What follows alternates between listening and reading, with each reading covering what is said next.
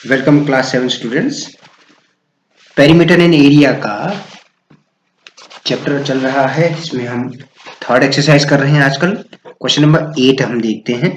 ठीक है, कल आपने क्वेश्चन नंबर 7 देखा होगा। मैंने एक वीडियो आपसे शेयर किया था क्वेश्चन नंबर 7 का कि इसका पेरीमीटर निकालिए इस सेमी सर्कल का जिसका डायमीटर 10 सेंटीमीटर है। तो याद रखिए, सर्कमफ्रेंस का मतलब होता है केवल ये वाला हिस्सा जहां मेरा कर्सर चल रहा है, केवल वो वाला हिस्सा जो है ये यहां से लेके यहां तक, ये कहलाता है सर्कमफ्रेंस। अगर उसमें हम इस डायमीटर को भी ऐड कर दें, सर्कमफ्रेंस में अगर हम डायमीटर को ऐड कर दें तो ये पूरा कहलाता है perimeter of semi circle. Okay, याद रखिए कर्व्ड पार्ट की जो लेंथ है वो कहलाती है सर्कमफ्रेंस। अगर उस सर्कमफ्रेंस में डायमीटर भी ऐड कर दें तो वो कहलाता है पेरीमीटर। ओके, तो इसका रेडियस आपने निकाल दिया 5 सेंटीमीटर। सर्कमफ्रेंस निकालिए सेमी सर्कल का। सर्कल का होता है 2 पाई आर, तो उसका हाफ कर दीजिए तो पाई आर हो जाएगा। उसमें आप डायमीटर भी ऐड कर दीजिए, है ना। 15.71 में आपने डायमीटर ऐड किया तो वो उसका बन गया, क्या बन गया, पेरीमीटर। ठीक है, तो याद रखिए सेमी सर्कल का सर्कमफ्रेंस और पेरीमीटर में अंतर है। जब आप सर्कमफ्रेंस में डायमीटर को ऐड कर देते हैं तो वो बन जाता है perimeter of semi circle. Okay, अब हम क्वेश्चन नंबर 8 को देखते हैं बच्चों। ठीक है, क्वेश्चन नंबर 8 क्या है? Find the cost of polishing a circular table top of diameter 1.6 metre if the rate of polishing is ₹15 per metre square, take pi is equal to 3.14। तो इसका एरिया निकालना है ना। ये जो ब्लू पार्ट दिख रहा है ये टेबल टॉप है, इसका डायमीटर 1.6 मीटर है, तो इसका रेडियस बड़ी आसानी से आप निकाल सकते हैं, है ना। Diameter of circle table top is 1.6 metre, तो radius r will be half of diameter, है ना। डायमीटर का आधा ही तो होता है, तो 1.6 अपॉन 2 दैट इज 0.8 मीटर। अब आप area of circular table top निकालिए। फॉर्मूला क्या होता है? पाई आर स्क्वायर, यानी कि pi into r 3.14 into r में 0.8 इंटू 0.8। सॉल्व किया मल्टीप्लाई करके तो ये आया 2.0096 मीटर स्क्वायर। ओके, अब 1 मीटर स्क्वायर एरिया को पॉलिश करने का कॉस्ट क्या है? 15 रुपीज। कितना है? 15 रुपीज। तो इतने एरिया के लिए, पूरे एरिया के लिए उस पूरे एरिया को 15 से मल्टीप्लाई कर दीजिए तो ₹30.144 रुपीज आपके पास कॉस्ट ऑफ पॉलिशिंग आ गया। क्वेश्चन नंबर 9 को देखिए। ठीक है, ऐसा हम ध्यान से इस क्वेश्चन को पढ़ें तो एक तार लिया गया है, साजली ने एक तार लिया, उस तार की पूरी लेंथ क्या थी? 44 सेंटीमीटर, और उसने उसको बेंड करके सर्कल का शेप दे दिया। तो ये जो तार की लंबाई है बच्चों, ये जो तार है, ठीक है ना, अगर मैं एक तार भी यहां बना दूं, अगर मैं एक तार भी यहां डिपिक्ट कर दूं इस तरह से, थोड़ी सी लंबी सी तार है इस तरह से। ओके, तो इस तार को क्या किया गया है बच्चों? इस तार को मोड़कर, इस तार को मोड़कर क्या किया गया? इस तार को मोड़कर एक सर्कल बनाया गया। तो ये जो तार की लंबाई है वो अब क्या फॉर्म ले गया? जब इसको सर्कल में चेंज किया तो जो उसका सर्कमफ्रेंस है उसकी शेप में आ गया। जो तार की लंबाई है वो क्या हो गई? तार की लंबाई सर्कमफ्रेंस के बराबर हो गई इस केस में। फिर उसने क्या किया, और फिर कहा कि उसका एरिया भी निकालिए। अब ठीक है, जो तार की लंबाई होगी वही सर्कल का सर्कमफ्रेंस होगा, ये बात हमें पता लग गई। तो उससे हमें आर कैलकुलेट करके मिल जाएगा। आर मिल जाएगा तो हम एरिया बड़ी आसानी से निकाल सकते हैं। ठीक है, फिर if the same wire is bent into the shape of a square, what will be the length of each of its side, है ना, and which figure includes more area the circle और द स्क्वायर। अब इसी तार को खोल के फिर ये तार सीधा कर दिया और उसको आप स्क्वायर का फॉर्म दे दिया। तो जो स्क्वायर का पेरीमीटर होगा वही तार की लंबाई भी होगी। जो ये तार है, इस तार की लंबाई यानी कि 44 सेंटीमीटर, यानी कि पहले केस में सर्कल का सर्कमफ्रेंस हो गया 44 सेंटीमीटर, और दूसरी केस में इस स्क्वायर का पेरीमीटर हो गया 44 सेंटीमीटर, क्योंकि तार तो एक समान ही है, ना तार घटाया है ना बढ़ाया है। ठीक है, लेंथ ऑफ वायर दैट साजली took 44 centimetre. If the wire is bent into a circle तो क्या हो जाएगा? Circumference of the circle is 2 pi r, तो सर्कमफ्रेंस क्या हो जाएगी? 44 हो जाएगी बच्चों, है कि नहीं? 44 होगी ना, क्योंकि तार की लंबाई के बराबर circumference of circle will be equal to length of wire. ठीक है। लेंथ ऑफ वायर हमारे पास 44 सेंटीमीटर है, तो 44 is equal to 2 into 22/7 into r. क्या कहा मैंने बच्चों, मैं यहाँ पे टाइप कर देता हूं आपके लिए। इस तार को अगर बेंड किया तो क्या होगा भैया, length of wire is equal to circumference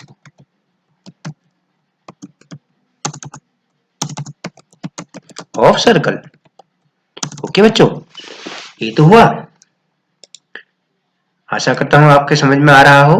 तो ये देखिए यहां लिख देता हूं मैं। ओके, तो अब आप देखिए लेंथ ऑफ वायर क्या होगी सर्कमफ्रेंस सर्कल की, यानी कि 44 is equal to 2 pi r. Okay, तो 44 is equal to 2 into 22/7 into r. इसको आप सॉल्व करेंगे, 7 यहाँ मल्टीप्लाई में जाएगा, 44 डिवाइड में जाएगा, तो आर की वैल्यू आ गई हमारे पास 7 सेंटीमीटर। राइट, तो हम एरिया निकाल सकते हैं, रेडियस पता चल गया सर्कल का, तो पाई आर स्क्वायर 22/7 इंटू 7 स्क्वायर, यानी कि 7 इंटू 7 है ना। 7 से 22/7 था, उससे एक 7 कट जाएगा, तो 154 सेंटीमीटर स्क्वायर उस सर्कल का एरिया आया। इसी तरह से अगर उसी तार को अगर इस बार क्या किया जाए, उसी तार को अगर दोबारा से मोड़ा जाएगा, स्क्वायर का शेप दिया जाए, तो लेंथ ऑफ वायर क्या होगी, length of wire perimeter of square के बराबर होगी, पेरीमीटर ऑफ स्क्वायर के बराबर होगी बच्चों। ओके, ये कहने का मतलब है। ठीक, तो अब आप जानते ही हैं 4 इंटू साइड होता है भाई, है ना। तो आप यहाँ पे क्या कह देंगे, आप यहाँ पे कह देंगे 44 is equal to 4 into side. आप यहाँ क्या कह सकते हैं, 44 is equal to 4 into side. तो मैं अलग लिख देता हूँ, 44 is equal to 4 into side. ये तो होता है फॉर्मूला पेरीमीटर का स्क्वायर का, है ना। तो इसको सॉल्व किया तो साइड इज इक्वल टू 44/4 आ गया, तो 11 सेंटीमीटर। तो आप एरिया निकाल सकते हैं, साइड स्क्वायर होता है एरिया, है ना। Length of the side of square, उसका स्क्वायर, साइड स्क्वायर होता है एरिया, तो 11 का स्क्वायर 11 इंटू 11 यानी कि 121 सेंटीमीटर स्क्वायर। अगर आप दोनों एरिया को कंपेयर करिए, उस वायर में से सर्कल बनाया, उसी वायर से स्क्वायर बनाया, तो आप देख रहे होंगे कि circle encloses more area, circle का एरिया ज्यादा बड़ा आएगा उसी तार से। तो इसलिए जब हम मैदान में कोई जैसे मैदान बनाते हैं, फुटबॉल का ग्राउंड होता है, ठीक है, फुटबॉल का ग्राउंड की बाउंड्री नापिए, उसी लेंथ की बाउंड्री का आप स्क्वायर का फील्ड बनाइए, तो फुटबॉल का ग्राउंड सर्कुलर वाला बड़ा होगा। ओके, ये कहने का मतलब है। ये क्वेश्चन जो है आपको एक कार्टून जैसा दिख रहा होगा, है ना। क्या है कि एक सर्कुलर कार्ड शीट है जिसका रेडियस 14 सेंटीमीटर है, ठीक है। ये बड़ा जो सर्कल है इसका रेडियस है 14 centimetre. To circles of radius 3.5 centimetre, ये जो छोटे सर्कल्स हैं इनका रेडियस 3.5 सेंटीमीटर है, और एक रेक्टेंगुलर शेप जिसकी लेंथ 3 सेंटीमीटर, ब्रेड्थ 1 सेंटीमीटर है, रिमूव किया गया है। एक 14 सेंटीमीटर रेडियस के सर्कल में से, कार्डबोर्ड में से दो छोटे सर्कल काट लिया और रेक्टेंगल काट लिया, तो find the area of the remaining sheet. तो सीधी सी बात है, बड़े सर्कल का एरिया निकाल लीजिए, उसमें से क्या घटा दीजिए, दोनों सर्कल्स का एरिया और रेक्टेंगल का एरिया घटा दीजिए, तो ये जो बचा हुआ जो आपको स्काई ब्लू पार्ट दिख रहा है उसका एरिया मिल जाएगा आपको रिमेनिंग शीट का। ओके, तो आप लिखिए कैसे, radius of circular card sheet. अब यहाँ पे इसको स्मॉल आर से, कैपिटल आर से दिखाइए, छोटे सर्कल के लिए स्मॉल आर से दिखा सकते हैं, है ना। अच्छा, तो area of circular card sheet pi r square 22/7 into 14 into 14 हो गया, तो 600 सेंटीमीटर, 616 सेंटीमीटर स्क्वायर आया। Area of two small circles, एक सर्कल का एरिया पाई आर स्क्वायर, तो दो सर्कल का क्या हो जाएगा 2 into pi r square.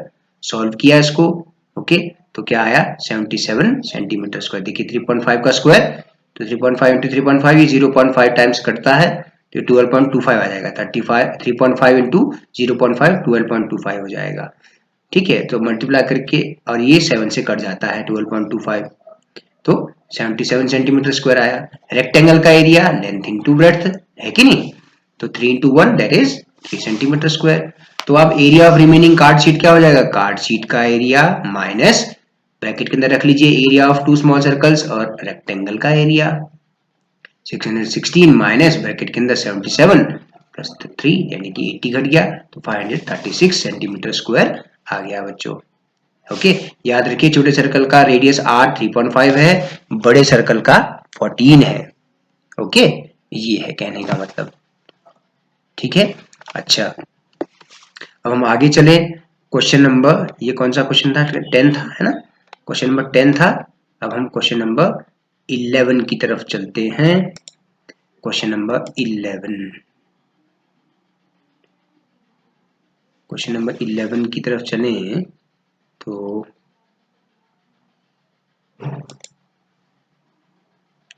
Question number 11 की तरफ चलते हैं। ओके, क्वेश्चन नंबर 11 देखिए, थोड़ा और बड़ा कर देता हूँ स्क्रीन को, है ना, तो आपको साफ दिखेगा। क्वेश्चन नंबर 11 क्या कहता है, a circle of radius 2 centimetre is cut out from a square piece of an aluminium sheet of side 6 centimetre, what is the area of the left over aluminium. क्या कहा है, देखिए कि एक स्क्वायर शेप का एल्यूमिनियम का sheet है भाई। ठीक है, माफ कीजिए, थोड़ा फिगर में हाथ से ड्रॉ कर रहा हूं तो सीधा नहीं बन रहा है, ट्राई करते हैं। एक स्क्वायर एल्यूमिनियम शीट है, इसकी साइड है 6 सेंटीमीटर। ओके, इसमें से क्या कर दिया है, एक सर्कल काट दिया गया जिसका रेडियस 2 सेंटीमीटर था। एक सर्कल काट दिया जिसका रेडियस 2 सेंटीमीटर था।